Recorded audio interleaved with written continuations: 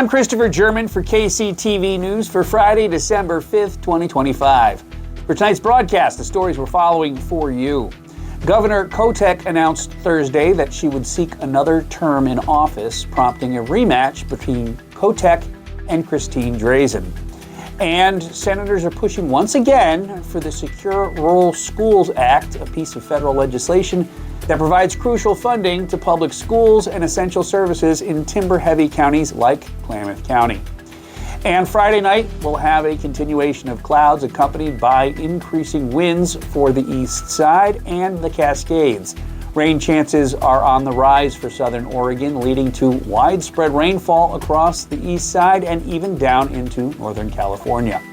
Now, make sure you tune in every morning for weather from the Skywatch Weather Center, with weather from the Klamath Basin for the Klamath Basin. And tonight's news is brought to you by... A Happy New Year from everyone here. Cheers! At KCTV, we're decking the halls and trimming the tree, and we want to invite all of Klamath County to join us.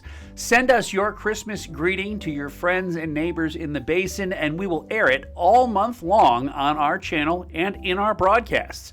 What better way to show your love for our community than with a holiday wish to everyone in the Klamath Basin? 'Tis the season to be merry and get your business some recognition for the holidays for just $100. And from all of us at KCTV, have a blessed and warm holiday season. Our top story, Governor Tina Kotek's announcement that she will seek a second term officially kicks off what is shaping up to be a dramatic and intensely focused rematch against her 2022 rival, Republican State Senator Christine Drazen, in 2026, the gubernatorial election. The Democratic incumbent is framing her campaign as a firewall to protect Oregon values and a necessary stand against national Republican influence, explicitly mentioning the need to defend the state from a governor who would allow the current president to do whatever he wants. Kotek's campaign will rely on her record of progressive actions, including work on housing, education, and abortion rights. However, Kotek's re-election bid is challenged by the state's persistent economic and social crises. Despite directing significant state funds towards these issues, Oregon continues to face a deepening housing crisis with increased homelessness and a drop in annual housing production. Struggling schools burdened by a high rate of chronic absenteeism and some of the nation's lowest standardized testing scores. And Republican Drazen, who lost to Kotek by a narrow margin in 2022, launched her campaign in October on a platform that squarely blames Oregon's crises on the state's prolonged single-party Democratic leadership. Her central argument is that the state is headed in the wrong direction and needs a change in fiscal and regulatory policy. Drazen advocates for tax cuts, deregulation, and greater accountability from state agencies. A key focus for her campaign is the management of taxpayer money and public services. For instance, Drazen and her party led opposition to a recently passed $4.3 billion transportation package designed to fund road maintenance and address a significant deficit in the Oregon Department of Transportation. Opponents successfully gathered signatures to refer the bill's gas tax, vehicle fee, and payroll tax increases to voters in the May or November 2026 election, effectively suspending the funding hikes and demonstrating the political leverage of the tax issue. With the next election expected to heavily focus on the effectiveness of state government in solving the housing, homelessness, and addiction crises, both candidates face an uphill battle to win other voters who are increasingly frustrated with the status quo. And Oregon's largest teachers union, the Oregon Education Association, is hosting multiple statewide training sessions this weekend to prepare schools, staff, and families to navigate increasingly aggressive federal immigration enforcement actions near schools. More than 600 teachers, staff, and community members are expected to attend the Know Your Rights trainings, which are being held in participation with the League of United Latin American Citizens and the Oregon for All Network. The trainings are a direct response to a rise in immigration and customs enforcement operations that have occurred at or around schools, including during student drop-off and pickup times. The concern among educators escalated following incidents such as the November detention of a 17-year-old student and U.S. citizen off McMinnville High School's grounds by ICE officers. The OEA stated that the heightened activity has caused students and family members to stay home out of fear.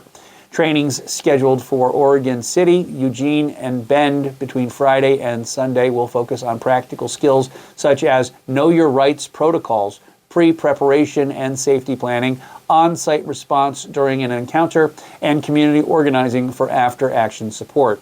In January, the Trump administration rescinded federal guidance that previously designated schools, playgrounds, and bus stops as protected areas where ICE and Customs and Border Protection should avoid carrying out enforcement work.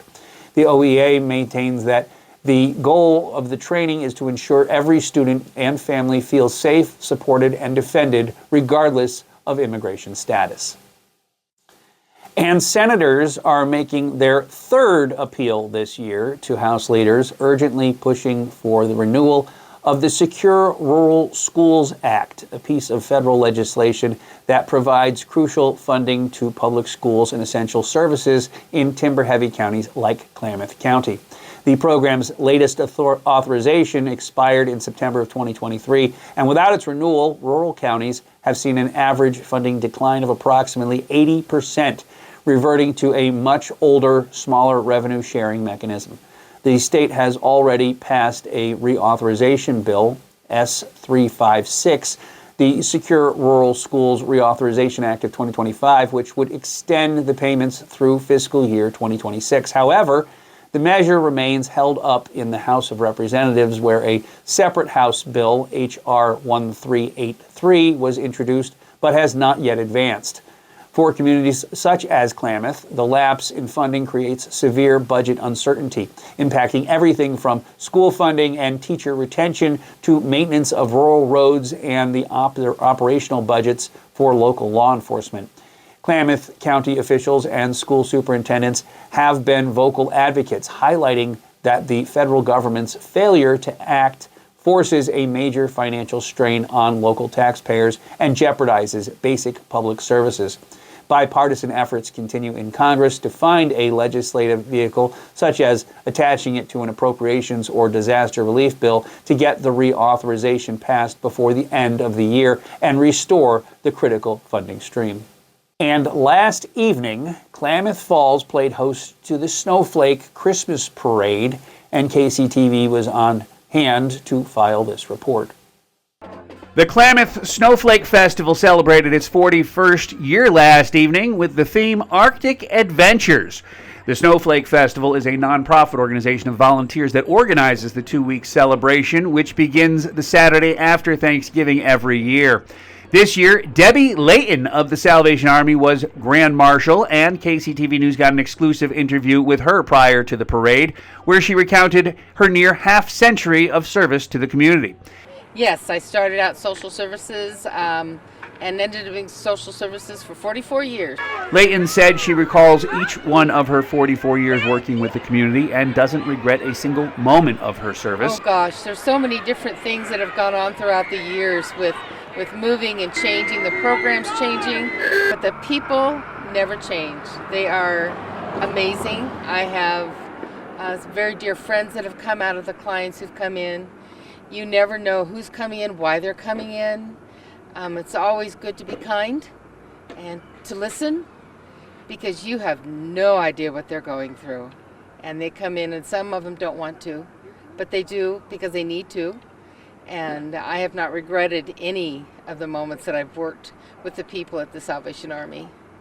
She says it's been a great privilege to have served, and her goal has always been compassionate and to show the love of Christ to others. As to her selection as the Grand Marshal of the Snowflake Parade, she says it is an honor to be selected. Oh my gosh, it's never happened. I'm thrilled. I love Klamath Falls. I love the Klamath County area, the whole basin. I'm proud to live here, and I'm proud to be part of the communities. I raised my kids in Malin, and so I've lived all over the Tule Lake, Merrill-Malin area, but Malin, of course, is my heart. That's where my heart belongs. The toys this year are tremendous, the donations. The kettles, don't forget the kettles, so your pennies and your dollars, and it adds up. Had a fellow one time who brought me his last dollar, leaving the store, and he says, this is all I have until the first of the year. The next thing I got was a $20 bill, and it never stopped. So God took that dollar and he just made it into 20 several times over. So thank you, Klamath County. Thank you, Klamath Basin. We are blessed to have great volunteers, to have great staff. Jeff. Festival events include Santa's Grand Arrival, his visits to numerous local businesses, and the new edition this year, Santa's Arctic Workshop, to be held at the Klamath Basin Senior Center on Saturday, December 13th from 10 a.m. till 2 p.m. At the workshop, Santa will be available for pictures, and local crafters will have booths displaying their wares for sale, perfect for gifts or stocking stuffers. According to organizers of the parade, they had more than 100 entries this year. Last year's parade spectator attendance was estimated at approximately 10,000, among the largest crowds ever to watch the parade, and this year did not disappoint. The parade featured Santa Claus and the Snowflake Festival princesses, as well as marching bands from Mazama, Henley, and Klamath Union High Schools. Leading the way was the VFW Honor Guard and the Henley High School ROTC Color Guard, followed by an American flag that was giant, courtesy of the Doris, California Lions Club.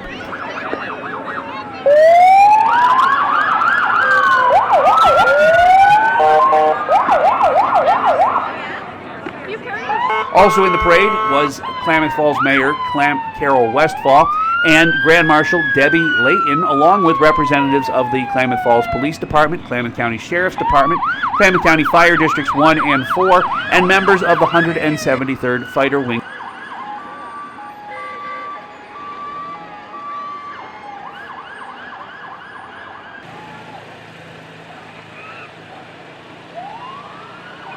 And the parade was preceded by the annual running of the Snowflake Mile and had a ton of participation.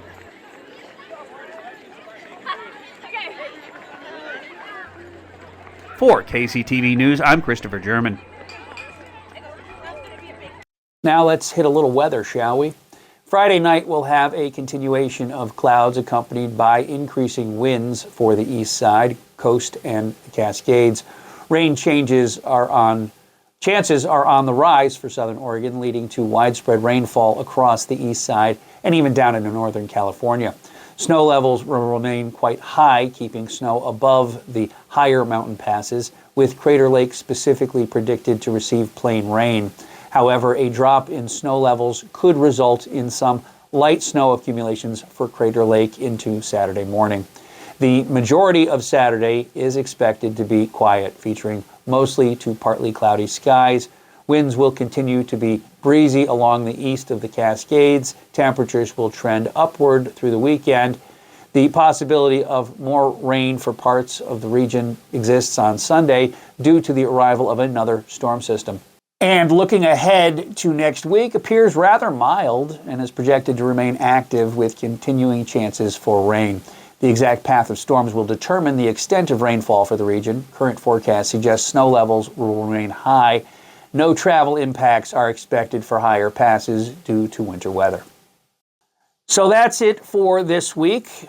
Stick a fork in us, we are done. Tune in and get your views counted only at KCTV, and make sure you hit that subscribe button to KCTV on your favorite platform. And make sure you log on to klamathcommunity.tv for your latest news, weather, and lifestyle news, including these daily stories posted. And you will find those exclusively on the KCTV news page. So for KCTV News, I'm Christopher German, and I have to tell you about the success we're having with this month's giveaway. We have banks that have gotten involved in this. We have home improvement stores that have gotten involved in this. We have a bunch of the downtown businesses have contributed to this. This is the response we're getting from businesses is phenomenal, and everybody that is giving us a card is saying, you know what, we're going to have a grand Christmas around here, and we're going to do what we can. And on the 24th, I'm expecting all of our viewers to come on down to downtown Klamath Falls. I think we'll be at Pinky's, or not Pinky's, at Pikey, and we will have we'll have some cheer, and we'll have some fun, and we'll give out all of these presents and all these gift cards and all these gift certificates, and we will celebrate the holiday season properly, because like today I was up at Joyful Cafe. Joyful Cafe gave us a $50 gift card. Do you know what Joyful Cafe prices are, and do you know how long a $50 gift card can get in there? That's going to pay for a family of 4 to get breakfast at Joyful Cafe. It's just, they've been so generous. All of the businesses have been so generous with this giveaway this month, and I can't thank them enough. And I want to get everybody, so you're prepared. On the 23rd of this month, we're going to basically turn this into the Home Shopping Network. And while we're not going to open up the phone lines so you can call in to buy this stuff, what I'm going to do is I'm going to run down every business that has contributed to this, and I'm going to give each and every one of them a blurb, and I'm going to show you the card, and we're going to have a good time with that, I think. And it's going to be a wonderful time, and I'll put a little music underneath of it, and it'll be a fun time. That's what this is all about, folks. Christmas is here, and we are celebrating, and it is so exciting. So I will see you guys again on Monday. I'll be tuning in this weekend for all the weather that I'll be doing. And I will see you guys again on Monday. Also, I'm heading up to Chiloquin this weekend to find a Christmas tree. Over at Zuck's Barbecue up there, they're going to have a Christmas tree sale, and they're sourcing all local trees, so they'll be a little bit more affordable than the average tree that is out there. But you know, if you're hard up and you need to get a tree, head up to Chiloquin this weekend, because they're going to have a ton of trees, and it's going to be a wonderfully good time. That was my pitch for them. This is my pitch for KCTV News. You've tuned in, you've watched it. You think this is? I think this is an important resource for the community, and I can't thank you all enough for tuning in. And I want to applaud all the businesses of Klamath County that have gotten involved with our monthly giveaway this past month. Wow, it's amazing. All right, I'm Chris German. I'll see you guys again on Monday. Thanks for watching. God bless you. Good night. Have a great weekend, and we'll see you guys again on Monday.